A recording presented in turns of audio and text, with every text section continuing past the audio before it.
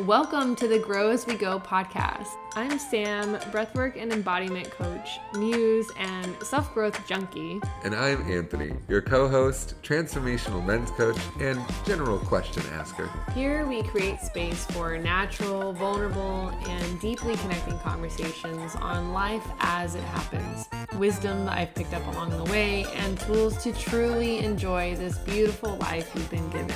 I want to appreciate you for being here, whether this is your first time or you've been here since the beginning. We love feedback here, so leave your thoughts and takeaways from this episode in the reviews section of this podcast. This also helps the podcast become a bit more relevant in search reviews. Another way you can support this podcast is by following me on Instagram at Samantha__Charles and take a screenshot of this episode to share it on your social media and share your takeaways so that your junkie friends can come and get their fix too. Hello and welcome to another episode of Grow As We Go. Today we're going to be talking about vision. Yeah. And I laughed because before we started this episode, we spent about 10 minutes? Okay, I was going to say 30, but clearly No, I'm like, I know that was an exaggeration. I know because, yeah, we spent 10 minutes probably figuring out the sound and figuring out the quality of this because we shifted a few things from the previous episodes that we've recorded. And it was not what I wanted, and it's still not what I want, but I don't know how to describe what I want. And also, you know, we don't have like the podcast room that's soundproof and all those different things. So but it was a funny joke because you're like, I don't know what I want. And I was like, okay, good thing we're talking about vision today. Yeah. I was like, no, but we're talking about the podcast. I'm like, yes, and they're all how you related. do one thing is how you do everything. Yes. And so it's funny to notice like real world examples and how everything aligns or lines up and it's all a mirror of each other. Mm-hmm. That's another episode I want to do. Mirrors? Yeah. Mirror on the wall. I think I've literally said those words in a previous episode too. So that's funny. Maybe. But yeah, we'll do that. So today we're talking about vision, and vision is really cool because, I mean, it's really cool, right? Haha. But it's also like an interesting topic for me because it's something that I frequently lose sight of. And, you know, it is really important to know your vision and be connected to it. Otherwise you start to lose drive and passion and excitement for what it is you're creating, especially if you think about, I mean, you have vision for all kinds of things, like creating a business or being in a relationship or the type of environment you want to create with your kids. Is like having a vision. And I remember I did a little bit of research around this and what that actually entails a few weeks ago. Should maybe we describe, like, what is vision? What does that mean to us? Because when we talk about vision, it's like, okay, cool, we're going to do an ophthalmology episode. But but we mean like when we're talking about the word vision, and we're talking about, I don't mean like how it is that we get there, like what sums up to it, just like a simple definition of like, to me, vision means that you have an idea of where you're going and that you take people along with you to get there as a leader particularly. And so like in leadership and in growth, the vision is like, where are we going? And you're able to clearly and succinctly just declare, like, this is where we're headed through these means. Does that make sense for you? Yeah, and I think that the thing that comes up for me whenever I think about vision is Simon Sinek's book, Find Your Why, and Start With Why. He's got two different ones. But I had listened to, or no, I actually read Find Your Why. And there's some exercises in that one that are really interesting. And he talks about, you know, having your why. And it's like written in a way that you can, you know, it's clear and concise and like an elevator pitch sort of thing and something that it's easy to remember. And so it's like to action so that there's this impact. So it's like an action you're taking so that the impact is this. And that was like the framework that he gave in order to, have your why statement, and it's something that you can revisit. Mm-hmm. But I have my why or my vision written down it's not in that framework, it's a different thing, but and I've forgotten what I had done from that exercise. It was like to support people or something like that in connecting and being out of your breath. I don't remember it. I think I've done it more than once, so I'm like getting it all jumbled. But a couple weeks ago, I had like looked up online what is vision and like what does it entail, and like trying to get a better relationship with it. And it's like your purpose, and then a picture and values. And I thought that was really interesting. So it's like your purpose. If you think about, Simon Sinek talks about this also, like what the world needs, what you're good at, and I think it's just those two things. Fire? What sets your heart on fire? I thought there was a third one, but maybe that's just in my own purview. So, I mean, that's for me at least. It's like my vision is, where do my gifts and the world's needs line up? Yeah, I think it's just those two things. But like your gifts and what you're excited about, right? Because we have so many gifts, so many different talents, and so many different interests. And it's like, okay, well, what does the world need more of? And how can you contribute to it being a better place for all? Yeah, so that's purpose. Yeah. And then picture is like almost like the how and like what it looks like and how you're going to get there, I think. Well, which is it's not really the how, it's like like a picture, like you picture your vision, you envision yourself in that place in the future. Yeah, which is interesting for you as somebody who has difficulty like putting those pictures together in your mind from what you talked about in the podcast before. Yeah, I don't like create a movie in my mind, but there is a way that I can like sense things and imagine things. So a picture doesn't necessarily have to mean an actual like visual image in your mind. It can be just like a sensation in your body. Yeah. Okay, that's important to distinguish between, because I think some people hear the word picture and they're like, man, I got to be able to recreate that in my mind somehow, where I can do that. I have an unbelievably vivid imagination, and like I can literally see myself in that space, like what I look like in the future, what's present in the future. And like the feeling comes along with that too, but it might not be as intense as your sensation or your feeling around it. Maybe. I don't know.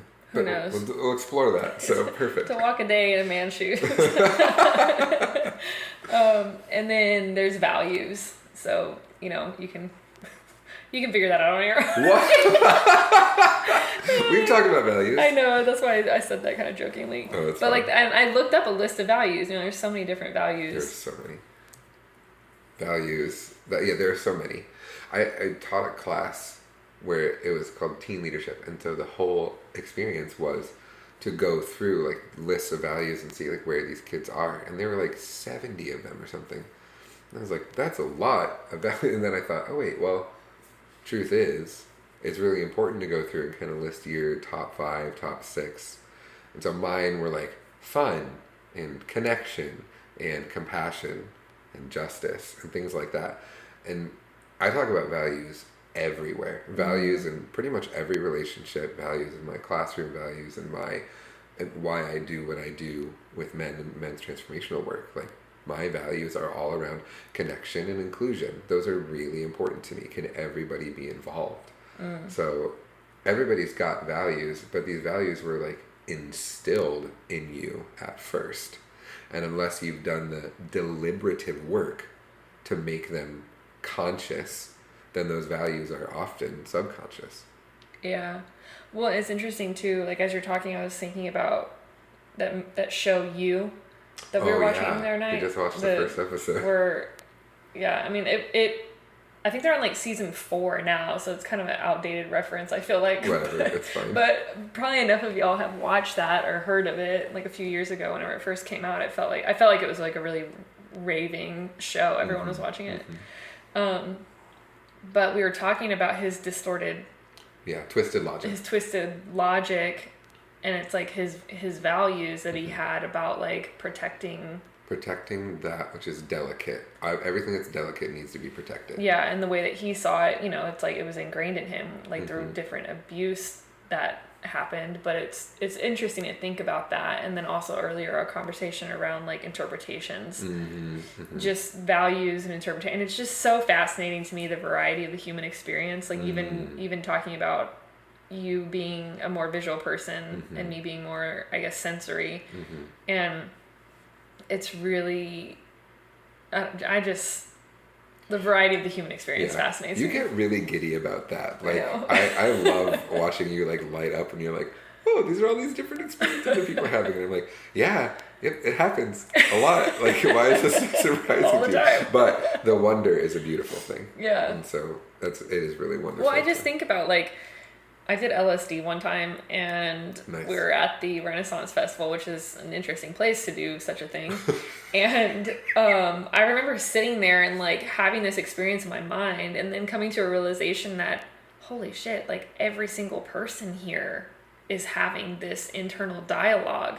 That's a lot of conversation and a lot of dialogue and a lot of like insecurities and a lot of limited beliefs and a lot of love, and I just like felt overwhelmed by the amount of like I guess energy available in the world, right? So that was interesting. But and then that reminds me of the podcast that I did the other day. I think it's probably the one that came out before this, about breath work. And just the power that our thoughts have is so amazing. Like, our thoughts have the ability to create a cascade of hormone release in our body and all these different things, but just purely by thought alone. Yeah, it's a powerful thing. And if we're able to orient those thoughts towards like, what's our vision? What are we looking for? What kind of world are we trying to create? And if everybody's thoughts were oriented that way, just how different the world would be. So you talked about purpose and picture and values. Why do we talk about those three things in particular? Why? Yeah. Because they all add up to your vision. Gotcha. Okay. So you put all those three things together and you got your vision. Yeah, and so what I came up with recently, in particular about like something that's really important to me, as well as what I'm wanting to create in the world, because I've started doing these like sacred sisterhood circles. So say that 3 times fast. Stop it. And so there's that, and then there's like the unbridled workshops where it's embodiment and breath work, and then there's yoni castings in some of them, and it's all about like reconnecting the mind, body, and soul, as well as feminine reclamation and blossoming. I don't really know. I'm doing a lot of things with my hands right now that y'all can't see. I don't know what to do with my hands. Can we get a Talladega Nights reference in every episode? Probably. Is that possible? And so I did a workshop recently, and I just felt my heart like expanding the whole time, and it's like, this is a work that I've meant to bring to the world. And so my vision that I came up with, which, Simon Sinek would probably be like, you gotta shorten that, but it's like, I wrote down to create a world of love, connection, and joy, empowering people to reconnect their mind, body, and soul, untangling unconscious patterning, revealing our innate capability to be free, to dream big, and to have massive impact, by hosting workshops that encourage women to move out of their head and into their body by moving and breathing on purpose, revealing their radiance and magnificence in a world that has shut down the feminine and become so disconnected. I believe that when women are connected to their power, men will step into compassion and our world will repair. That's beautiful. Now, if you could have that memorized, so you could just say I it. could just say it, that would be amazing. Which probably why it gets shortened is because it's easier to say. Right.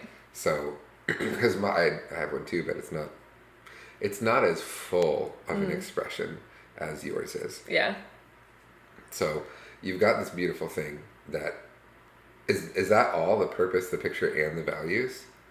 I think so. All that together? To me, that is, because it's like the purpose of it is the empowering people to reconnect with their mind, body, and soul, and looking at unconscious patterns. And then the picture is like kind of the vision of it, and what I see myself in is by hosting workshops that encourage women to move out of their head and into their body. And then the values, I think that's all kind of sprinkled in there, or it's just like in the background. Sure.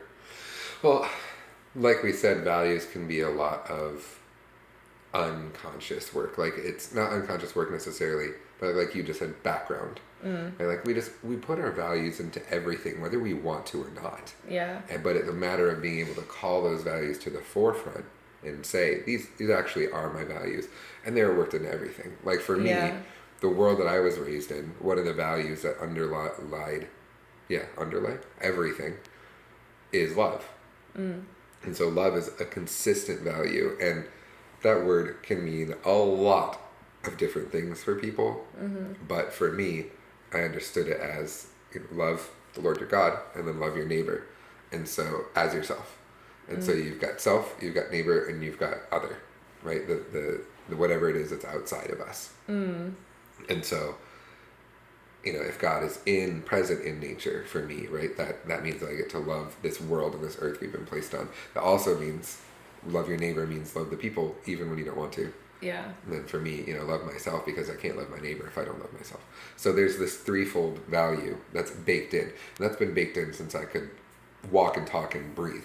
Yeah. So that's helpful for me to have brought that to consciousness and to say this is where that comes from.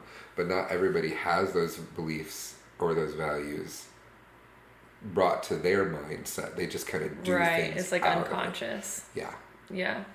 We've talked about doing a belief audit, like with the two of us, like what are all the beliefs that we have? Because it's true that out of those things, like what you were saying about when you were thinking about all the different conversations going on in people's mind, right? Right. When you were saying everyone's got these beliefs, everyone's got this inner dialogue. Yeah. If we're able to create space where people can bring that into a place of consciousness, how different would the world be, and what would that look like? I don't know. But pretty cool, I guess, right? Yeah. Well, when you were talking, I was thinking a bit about the conversation we had earlier where, like, the interpretations, right? Where, like, you have different values and different beliefs and things like that. And so there's some that are limiting and some that are, empowering. Positive and empowering. Yeah. And so a belief of mine, I suppose, is that whoever cooks doesn't clean.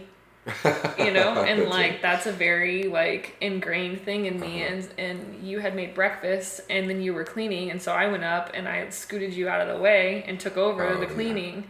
And you were like, this is interesting, because the thought that comes up, because you have a limiting belief of like that you can't do things well, right? That with cleaning, like you're never gonna just get pushed out of the way because you can't do it right. The cleaning in particular. Oof. And so you're like, but it's a good thing that I know you, because I know that wasn't your intention. Right. But it's interesting, right? Like, just even that small interaction if that were an unconscious, if you and me weren't so conscious about those beliefs within each other, it could have been a totally different experience. I've like you could have gotten really butthurt. I have in the past, not with you. Right. But there's definitely there was a relationship that I had where that legit the exact same thing happened. Making something, and they said, just let me do it, or like, you're doing it wrong. And like, even though it was a joke in that moment, I still felt it really, really deeply. And I had communicated like, hey, this is a thing that really doesn't sit well with me, and so like I need gentleness around that until I could heal that. Well, and it's interesting because I didn't think about that whenever I scooted you over. I just, whoever cooked unclean, whoever cooked unclean. And I'm like sitting over there and you asked me to do something and I didn't even do that, so I'm like, I gotta make up for this. Oh, it's so funny. It's so funny, the interpretations, yeah. Right. So as everything, everyone, even in communicating your vision, how people take it and then interpret it, like the words that are coming out of your mouth and the way you intend them, and then the way that it gets received. Like, you're responsible for communicating your vision in a way that other people can understand where you're coming from. And that's a whole nother conversation too, I feel like, about like interpretations and then perceptions, which has been a really fascinating thing for me to bump up against lately. Oh yeah. Okay.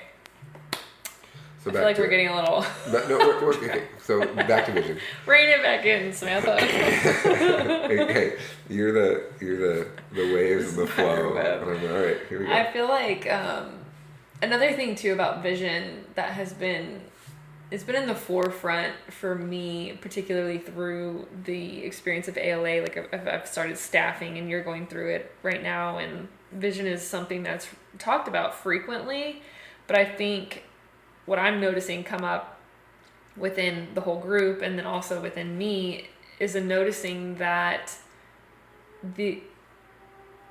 I was like, what was that? It's like a motorcycle background. It's okay. Cool. And so the lack of connection to vision, right? It's like, okay, yeah, vision. Okay. And then we go to the next, like, you just continue moving on about your day and like what you're going to do towards that vision. But there's a way that like the relationship to vision is not cultivated and felt and sat with on a daily basis until it becomes so real within you that you know it exists no matter what.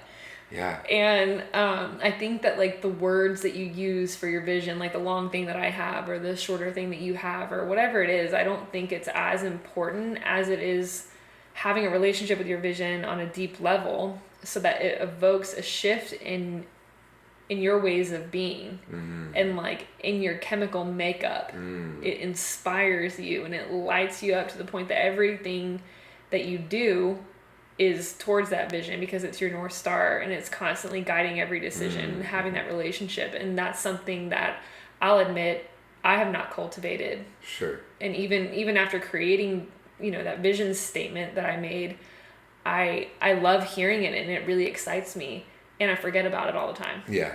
Which is easy to do when out of sight, out of mind. Exactly. So like when you think about it, especially since it's hard for you to visualize literally in your head, what can you do every day to set your sights on that? Well, I think that's what like meditation and intentional practices are for. Sure. It's like being intentional or journaling and journaling as if you're in the future, and like, oh, I'm so excited. So grounding practices. Right.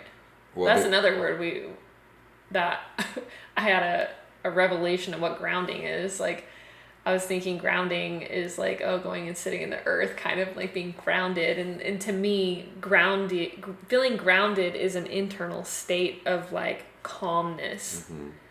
And there's not as much chaos inside, which is interesting because I think about the elements. If you listen to that episode, it's number 5, energies. Mother Earth and Father Sky, but I talked about different energies with the feminine, the masculine, and also I think about like the chaosness that I experience sometimes of the feminine or the water, the like raging ocean, and it's a little chaotic sometimes, and the thoughts and they're scattered everywhere, and then also like I have a lot of air energy within me, and the groundedness is that more masculine and earth energy to me that just feels calm and grounded and rooted and like not as scattered. And so it's more of an internal experience to me, groundedness. But then talking about vision and exploring that, it's like, okay, grounding actually is also knowing the path that you get to walk towards your vision. Yeah. Seating yourself so firmly in your vision that nothing else is going to get in the way of that. So like whatever grounding practice it is, if it's meditation or if it's hape or if it's calling someone else and talking through it, right? Whatever it may be, all of that grounding is that opportunity to re-envision where it is that you're going. Because we go to sleep. we go to sleep literally every night, and we have to wake ourselves up every morning, both physically but also spiritually and emotionally and metaphorically. I mean, it's so easy. It's so easy to lose sight of the vision, especially when in the morning you wake up and you're just like, oh, I'm so tired. And it's like, what about vision? Really all I care about right now is getting something to wake me up. Yeah, well, there's that, and there's also just the monotony that so many people find themselves in. with a job and with home life and with all different things that you feel like you have to do. And there's a lot of survival thought processes and thinking, and like limited lower, I think about like lower chakra thinking, it's all survival instead of like whenever you start talking about vision, those are higher chakra thinking, levels of thinking, I think. And I've not really gone into that in an episode yet.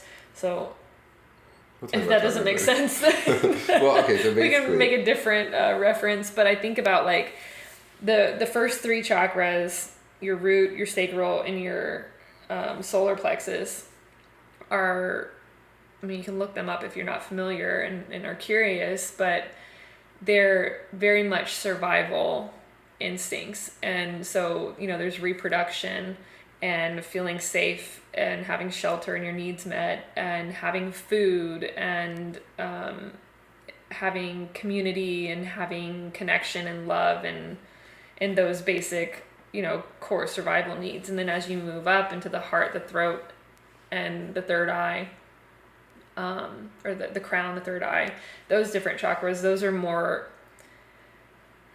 beyond. Like once you have your needs met, you can think beyond. You can think about loving the world and expressing and like other realms of connection and vision and futuristic and manifestation and those different, like they call them higher levels of thinking, or not higher levels of thinking. Higher vibrational? Higher vibrational frequencies? Higher vibrational, I guess, but it's higher order. Something. But the point is that if you're stuck in survival, it's really challenging to move out of that and into vision. If you're stuck in survival. And sometimes, it's interesting to think about that term, like stuck in survival. It's funny because like we just get to laugh at ourselves sometimes at how dramatic we make life and how like dire and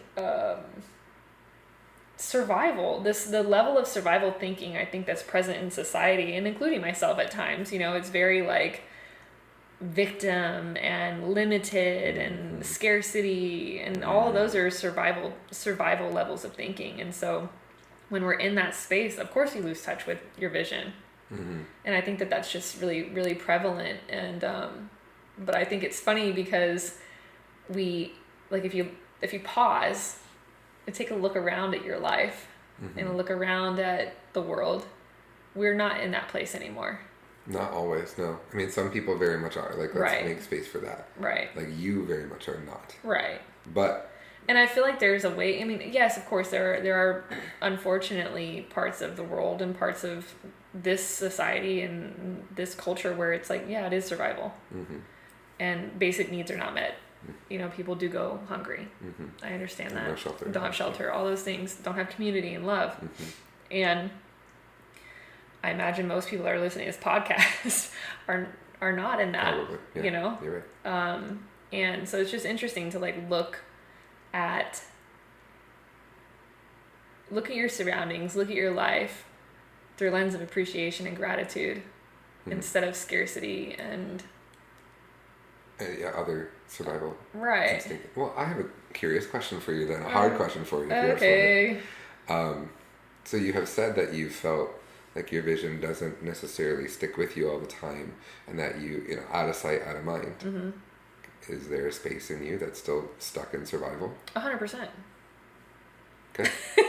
Do you know what that is? I think that, as I'm talking, of course I'm talking to myself. Like, I'm talking from a experiential, like, scarcity and victim and all those conversations sometimes. And it's funny to think, that's why I'm laughing, right? Because it's like, sometimes you just have to like, oh my God, it's so ridiculous. Like, my life's amazing. And here I am like, oh, woe is me, what I have to do this and that or whatever. And it's just like, people joke about like first world problems, and it's like, it's true. Yeah. But yeah, I definitely think that that's a piece of why I lose touch with my vision, because I, first of all, have recently developed consistency in my morning practices, which that has been a thing. Mm-hmm. And now it's like, okay, I have the consistency, but I'm noticing it's just like a checking of the box. Yeah. And so it's like, okay, I get to bring in that intentionality and bring in the vision too of my within those morning practices, so that it's an intentional and purpose driven, vision driven thing that's actually happening and setting me up for my day, instead of not doing those things and not having connection to my vision, and then living in survival of like, the things that you get to do, like go to work and take care of the kids and clean the house. And yeah, but how are they disconnected? What do you mean? How is that, like, why are those things disconnected from your vision? Aren't all those things supposed to be connected with each other? Like, how you do one thing is how you do everything. So how you do work and how you do your children and how you do all those things are still connected to the being that casts the vision. So is it truly then for survival, or is it for a higher purpose? I don't understand what you're saying. Cool. So let me reword the question a different way. Right, I heard you just say about going to work and the kids and those other things that are, you said, required for survival, I believe. You're speaking about those things as if they're still survival mechanisms instead of part of your vision. Right, and I think that is my mindset behind it. Yeah. So... that they're like, have-tos. Okay. Instead of get-tos. Get to because they're part of your vision. Blessed to. Yeah. Yeah. Excited to. Right. Like, how exciting would it be to be like, as I go to work here, like, this is living into my vision of creating this world of love, connection, and joy. Mm-hmm. And so if we go to work and you're like, oh, this is just another piece of crap I gotta do to make sure that I get through the day, it's like, okay, well, I think, of course you're going to be disconnected. I think too, because the work that I do is there's two pieces to the work that I do. A lot of the work, my main stream of income currently is like paperwork that I do, which is not soul fulfilling to me. I don't love it. It's not exciting. It's not a part of this vision that I shared. And it's a part of survival because I get to make money to be able to pay for my food and be able to pay for where I'm living and all these different things. But it also to support my dream. Yes. I understand that, but there's a disconnect there, I think. Yes, okay. That's what I'm trying to highlight, is just being able to say, like, especially for all of us. Right. They're like, yeah, but I think it's hard. It is a disconnect, for sure. And I think that that's where it's challenging with people who are in jobs that are not fulfilling and are not what they really want to be doing. Like, I think about people who want to be artists and get talked out of that because you can't make money doing that, which is just a limited thought. Right. But so there are people who have jobs for the stability of it because that's a value also. And I totally understand that. And I forgot where I was going, but basically my questions are around how we disconnect pieces of our life from our vision is exactly how we end up not being able to hold on to that vision every day.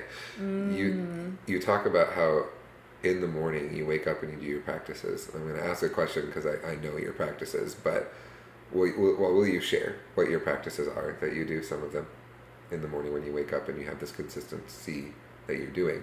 What are the things that you do consistently? So I do embodiment dance, and I do like a shorter version of breath work for like 10 minutes. So I spend about 30 minutes in the morning doing that. Okay. Sometimes I do hape, but not usually in the morning. And that's connected to your vision, right? Yeah. What? Why you do your practices. I mean, I'm working on connecting them. Sure. Well, let me ask, this is the question I'm asking. When you're doing movement embodiment and you're doing breath work, are your eyes closed? Yeah. Great. So you're talking about vision, and you're only doing practices where your eyes are closed. So what kind of visual representation, since it's hard for you to visualize, can you have that would set the vision in your mind in an extremely tangible way? You mean like a dream board? Sure, that would be a great idea. What's a dream board? What's a dream board? Yeah, for those who are uninitiated. Oh, I thought everybody knew what that meant. We're going to assume that if you listen to the podcast, that you can still be educated. You can Google it. For the responsibility of your court. We're not here to educate. I'm kidding. Dream board is like a vision board. There, I just used a different word. No, so like people put like poster boards, and you can cut out pictures from magazines or write words or whatever. And I have one that has different things, like creating circles with women and travel and different places that you want to go, so that you can see it, envision your future home, and right, and the money, your dream partner, your family, like all the things that are important to you, and that things that are important to you that are not in your current reality yet. Right. And so it's a supportive tool for manifestation. That's right.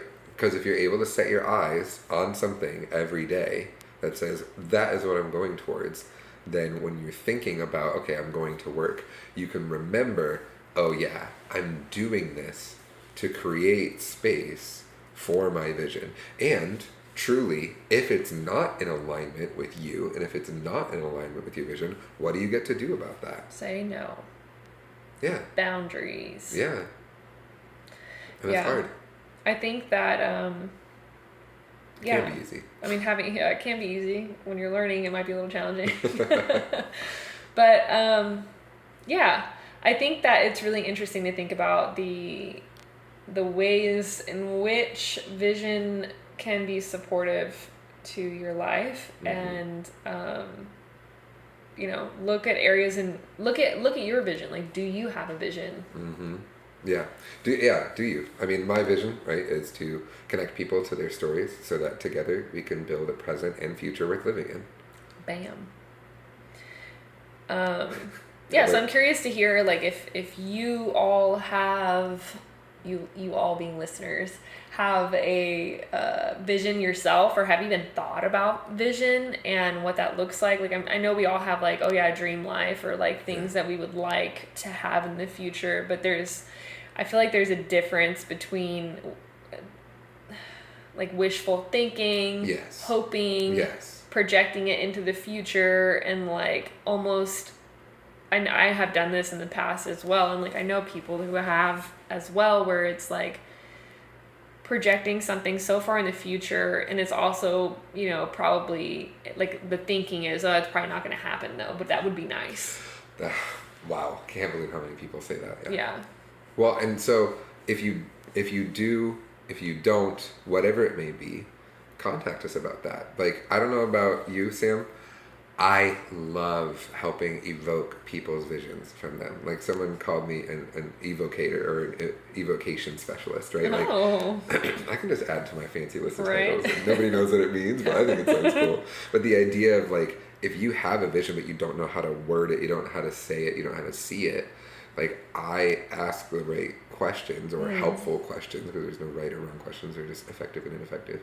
I can help ask effective questions to draw your vision out of you, and then be able to see also what stands in the way of you being able to make that come true, make that become a reality. Yeah, I think that gets to be like the next episode, or the next thing. It's like, so you have your vision. Yeah. And then it's like, okay, now we get to look at what's getting in the way of your current reality and your vision, and that'll be fun. Yeah.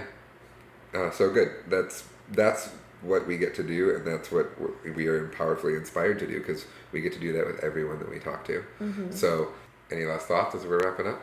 I think just to tie it all back together, where if you've not thought about your vision, or created like some sort of statement, or even a relationship with whatever vision you do have, I think the way that I did it, and what was supportive for me, was taking those three things: the purpose, a picture, and values, and just like writing or typing or whatever you want to do, where you think about your purpose. Like, write all the things that you love to do and that like light your soul on fire, and then go back and maybe highlight the repetitions.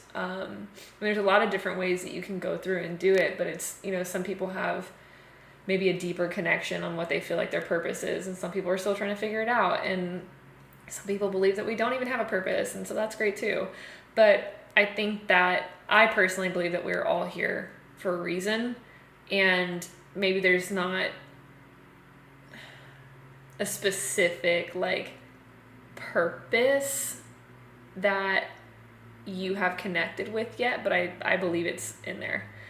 And I think it's tied into what you're passionate about, those little heart tugs, that things that excite you, and you could sit and get lost in time focusing on and doing. So things like that, and just things that you love to do and things that you love to bring to the world and bring to others. I think about purpose as something bigger than just what you enjoy. It's more about what you can create. Yes. And bring to others.